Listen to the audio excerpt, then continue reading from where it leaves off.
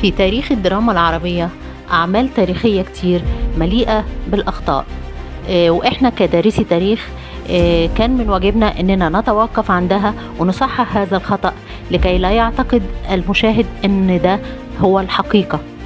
فهو ده هدفنا من فيديوهاتنا، أن احنا تصحيح الأخطاء التاريخية التي تأتي في الأعمال الفنية. القائد موسى بن نصير بعد ما أتم له فتح شمال أفريقيا كان عنده رغبة أن هو يستولي على شواطئ الأسبانية ومعظم دول جنوب أوروبا، وبكده يحول البحر المتوسط إلى بحيرة عربية.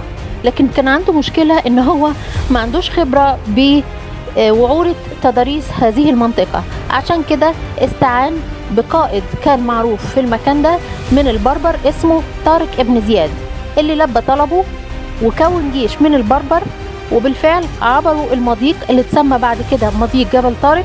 ولما وصلوا للشواطئ الأسبانية بيقال ان طارق قام بحرق كل السفن عشان يقطع خط الرجعة على جنوده. بيقال ايضا ان هو وقف وخطب في الجنود وقال خطبته الشهيرة البحر خلفكم والعدو امامكم.